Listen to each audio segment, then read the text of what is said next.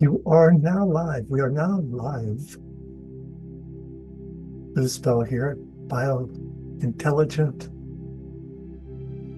embodied beings.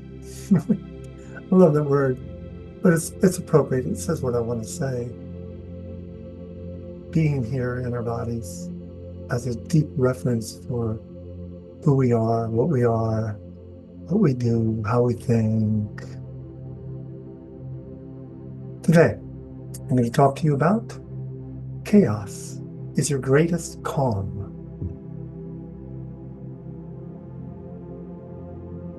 When we resist chaos, we create more tension. But when we learn to flow with it like water moving around rocks, we discover a deeper state of peace. A few days ago, I created a post about gazing at the waters on the Yuba River. I was sitting there, gushing waters, spring waters, the winter ices are still melting. A little tough to swim in, might wash away. And I was gazing at the water in front of me, rushing down the stream. And I've been practicing this gaze for years, but it's becoming more and more profound. And this time, a very profound experience of perception happened for me. I was looking at the water coming down, and I'm looking up at the same time behind it is the mountains. It's a steep embankment, steep mountains coming down. And I found one point on the water. It's like finding just one of the waves here. I don't know if you can see that. I don't have a cursor.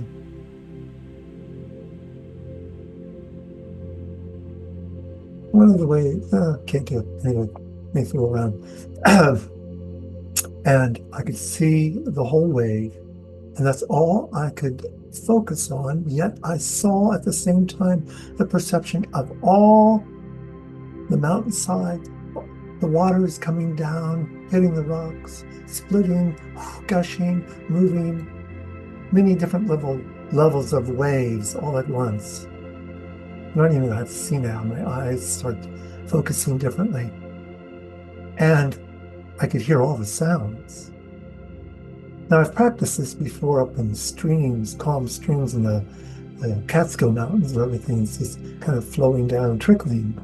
You hear a gushing. And I remember being able to hear with that type of focus all the different wave patterns, different ones trickling over the rocks, a symphony to the ears. But this time, maybe it was the intensity of the sounds and the power of the rushing waters. But like being able to see on that picture just one wave and immersed with all the other waves. And then I was able to just shift my focus without moving my eyes, and all of a sudden becoming aware of another wave, right, maybe right next to it. And of course, how they're all definitely connected, how they're all moving together. And with this, hearing all the sounds and all this rushing water is in the backdrop is still peace. And the embodied experience was a high frequency feeling of vibrations moving through my whole system. Therefore, my breath changed. How I looked out changed. How I felt, how I began to think changed. And this was a fascial awakening. In the middle of all this chaos was peace. And this fascial awakening is a neurological and a physiological event.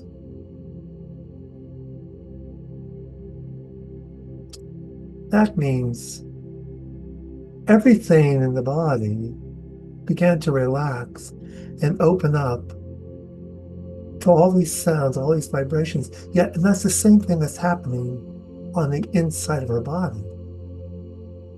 And what's happening is that the pressures inside of us are all shifting and changing. We don't know anything in that realm of our body without pressures. And those pressures are caused by chemical reactions. The chemical reactions we don't really feel. It's the pressures that are stimulating our receptors in our body about movement. You see, in the body, there's 10 times more movement receptors than you have for your eyes. Think how clearly and how massive your eyes are able to see in the spectrum of color and vibrations. Well, 10x that. Now we're talking about a really super receptive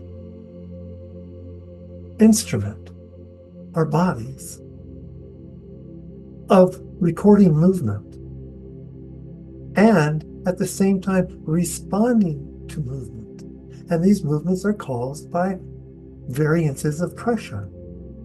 Touch is a pressure. And in the fascial intelligence, if you touch your hand here, your whole body knows it. Hey, I was just touched. It's not isolated. It's like that wave coming down the mountain stream, and you isolate your perception of it, but whatever happens in that wave is going to move through and affect the whole float. So if I throw a rock into there, does it just get dissolved? No, it sent a little bit of wave out to that one wave, and that wave connects to another wave on a micro level. And then, of course, if I throw a big boulder in, the whole thing has to switch its motion.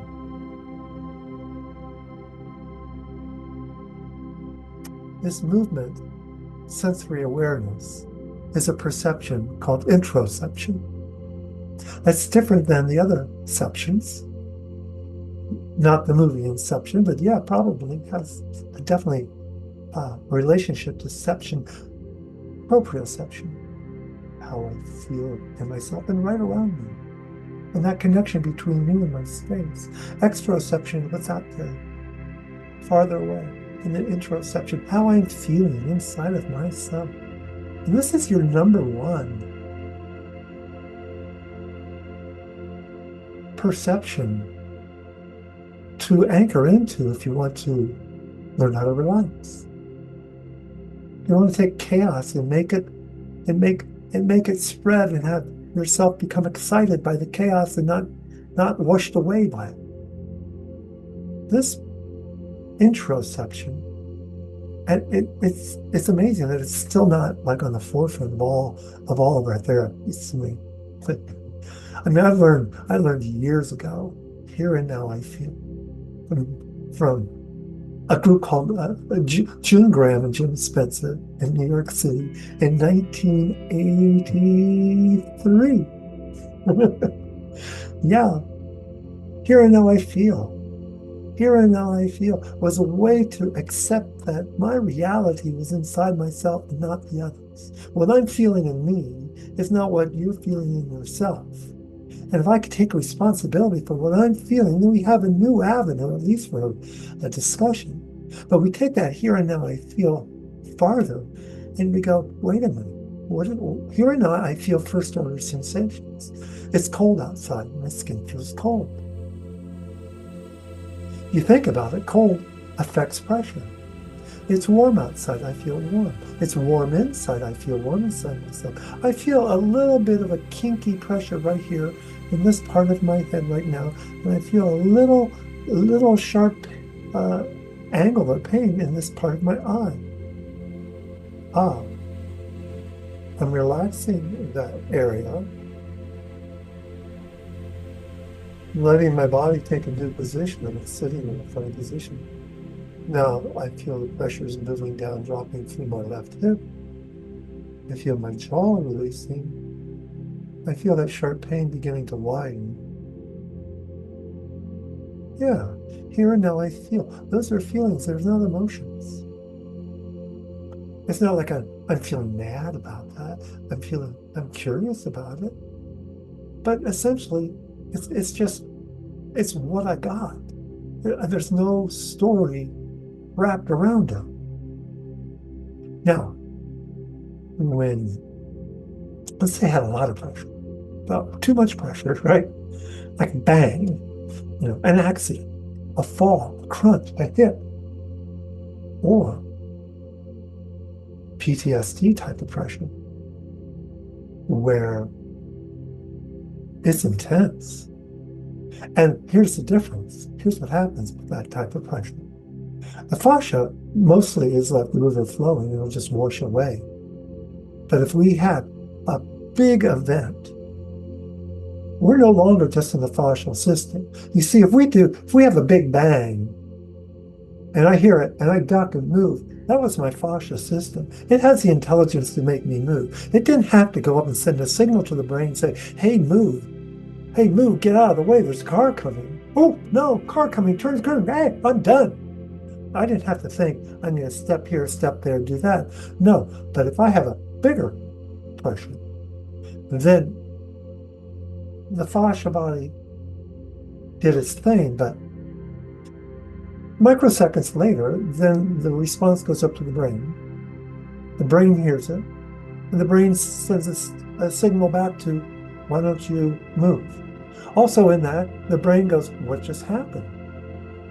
What do I do? If it's a difficult situation, how do I get out of here? Do I need to stay calm? Do I need to run? All this stuff you begin to process in your mind. Well, now we've entered into the central nervous system.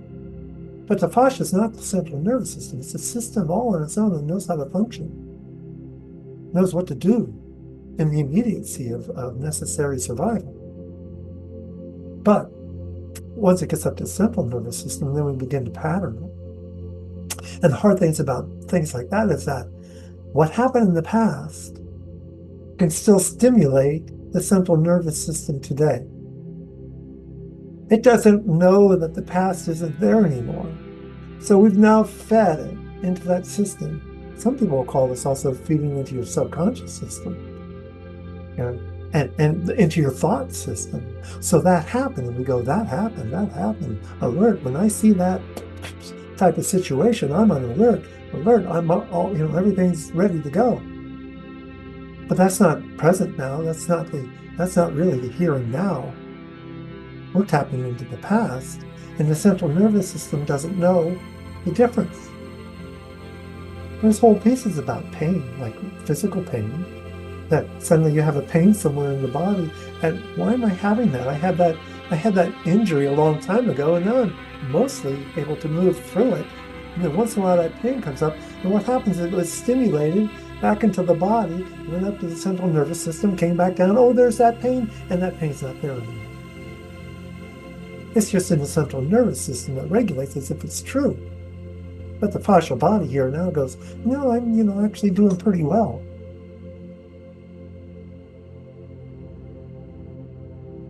So here we are. Calm, centered focus in the stream. Everything's flowing. And I'm feeling good. The body begins to go into a state of coherency.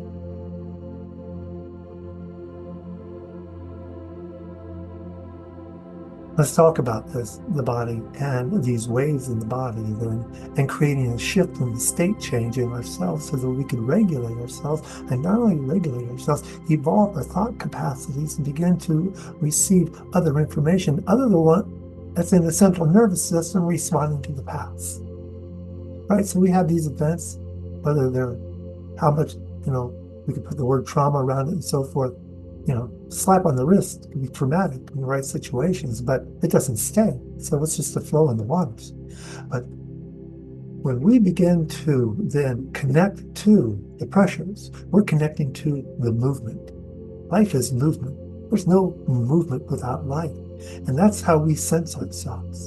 And so how can we tap in to what's occurring here and now? And that's movement. So we can tap into our breath.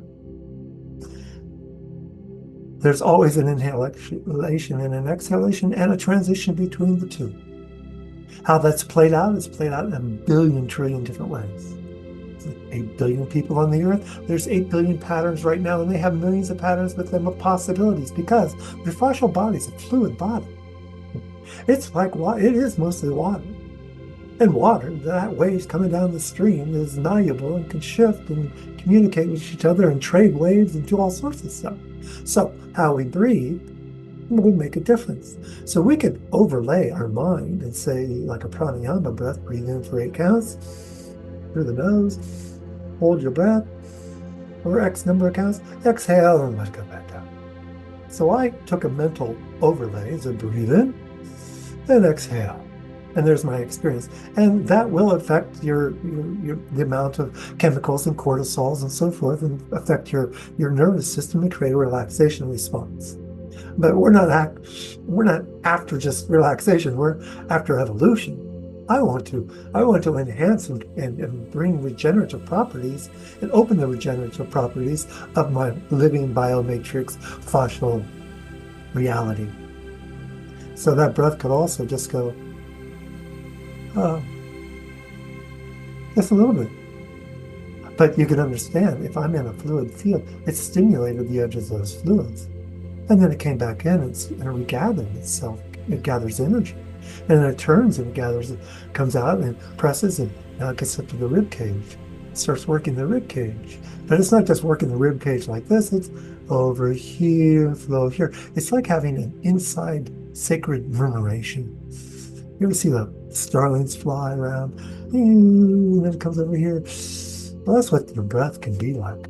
And it's spherical because it's always going to resolve itself in a fluid mechanism like water, which is the spherical shape.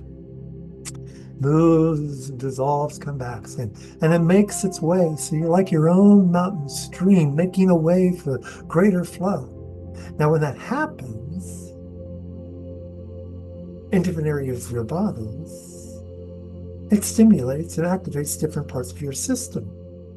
And if we look at it from the parts that we can't quite see yet, auras, chakras, yes, chakras, energy vortexes of certain vibrational frequencies and characterologies and characteristics. So if that breath gets down into my pelvis, or down into the base of my spine, let's go to the root chakra. It has a definite characteristic to it. It's right here. It's close to me. It's inside of me. It sets up a communication network. Once I touch into it with awareness, everywhere in my body, all around me has more of a physical presence. If I go up to the sacral, which is now about, some will call it emotions, but has more activity to it. It's not as tight. There's more emotion happening. The pressures are responding differently. It's feeding my intestinal whole system. All those aspects of release and letting go are here.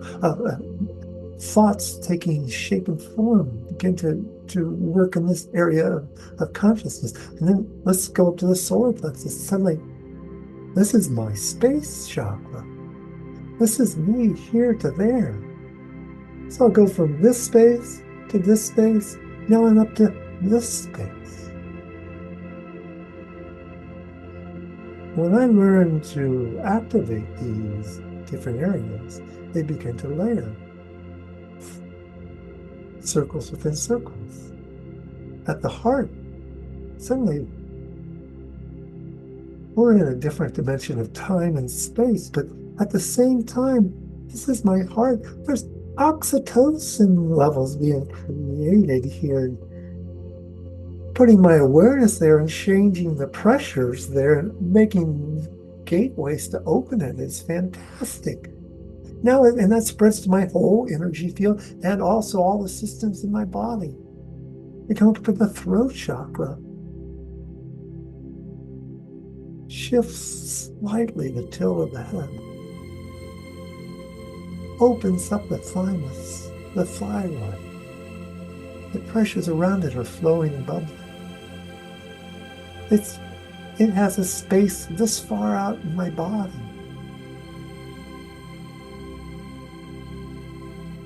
And my whole systems are responding to this, and then we come up into the eye center. And here we're now in the cerebral spinal fluids of the brain. So I'm taking pressures of fluids, gathering them to bring up these fluids in my spine, up into my brain, up into the center of the brain, creating cerebral spinal fluids moving into the cerebral spinal system. Some call it the cave of Brahma. Now I'm activating my pituitary gland, my pineal gland, my frontal cortex. I'm exciting them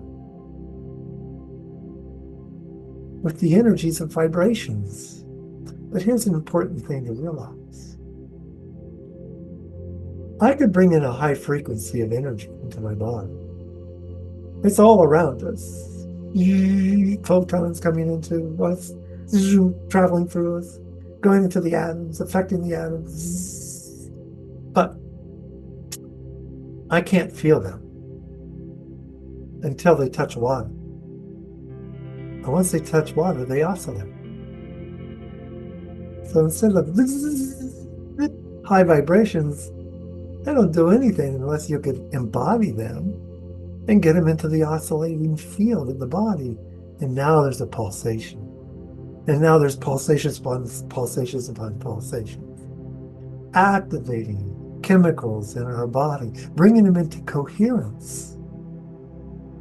And when they're in coherence, everything's working on its own for its own function of its own evolutionary process, and it's contributing to the whole, so the whole system is becoming more coherent. And what happened a long time ago is not happening now. I can go back and do my memory trip. And I could probably create a here and now feeling around that memory trip, memory experience that's wrapped up there in my central nervous system. But the moment of now, the movements inside of me, the releasing of tensions, are here, not there. And this is your gateway and a pathway for you to dissolve patterns from the past and to live into a future of your choice. One that's stimulated by your imagination. You bring these energies up into your frontal cortex where you could be imagining. So there's all these mindset things out there. One of the big mindset things is to say an affirmation. And one of the big things about affirmation is to feel the affirmation.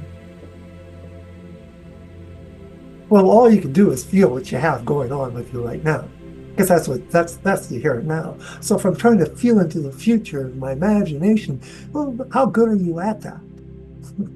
And how often do you have to say that affirmation to make it come true? To shift your subconscious mind so that it's no longer acting as if it's in the past and beginning to live to a potential new future. Swami Muktananda, not Muktananda, but Swami Muktananda, said this cool thing about affirmations. You keep saying them until it's like, if this is your subconscious, say them until you get up to 51%. And now you're more positive than what the other negatives are. So keep saying them. And, it's a lot of yogas do japas, repeating. That's to keep the shakti, the monkey mind on track.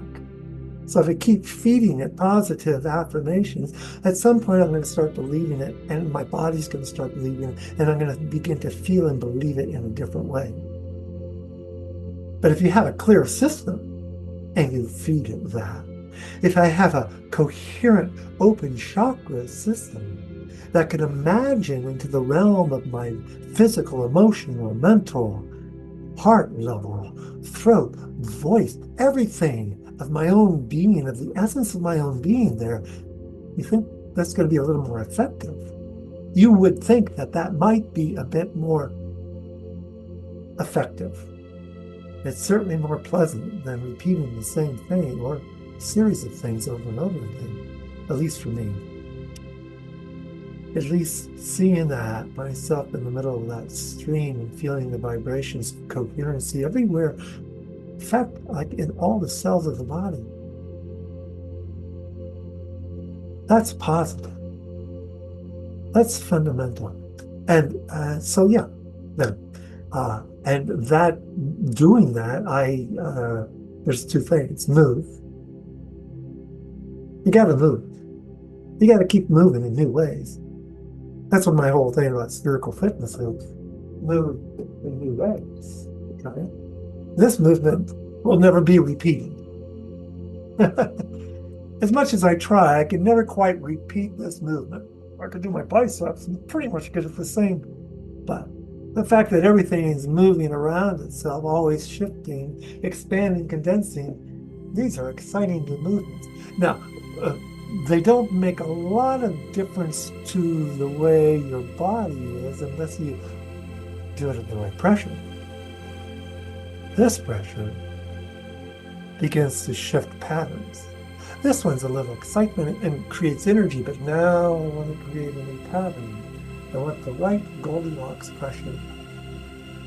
Because the right Goldilocks pressure could actually begin to grow new collagen fibers.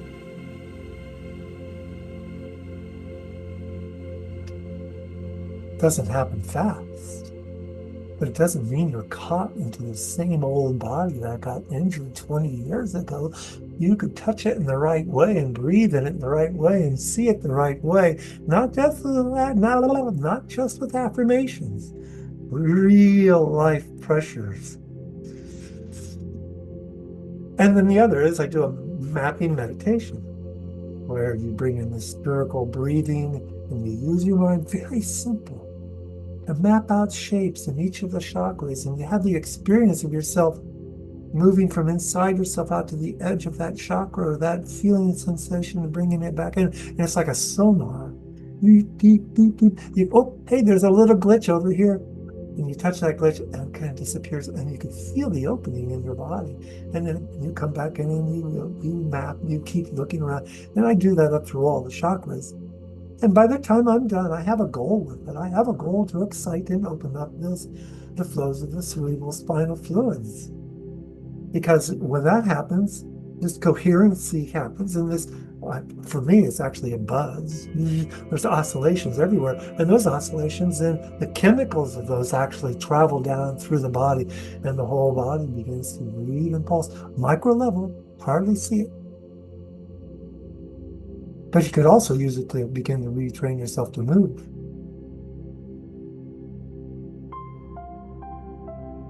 Wherever it takes you. However it shapes you. And the last part was my overlay. Oh!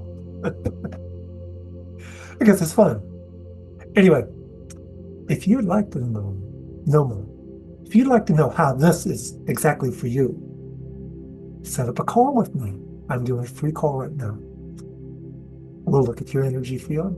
We'll look at your movement history, your movement patterns. We'll see what is next. You know, what can you assimilate and take and digest that would be helpful for you to begin to feel more free in your body, to begin to have more energy in your body, to begin to feed your body with regenerative power, grow new cells, change the way things are, do some self-healing. Can't guarantee it, but boy, this is the way. This is the way. You go in. I know I'm at the age where more and more friends have cancer, right? But it's not. It's just that's what it was. So they've been all these chemicals are put into there. Well, we could regenerate, create new chemical responses after that. We could regenerate ourselves. We do regenerate ourselves. That's what we're doing all the time until we're dead. So we'll always have the possibility to regenerate. We just want to bring it into coherency and bring it into our life and feel happier and have more joy and feel the vibrancy of those oscillations. Anyway, that's all I got today. And thank you for joining me. And we're going to sign off.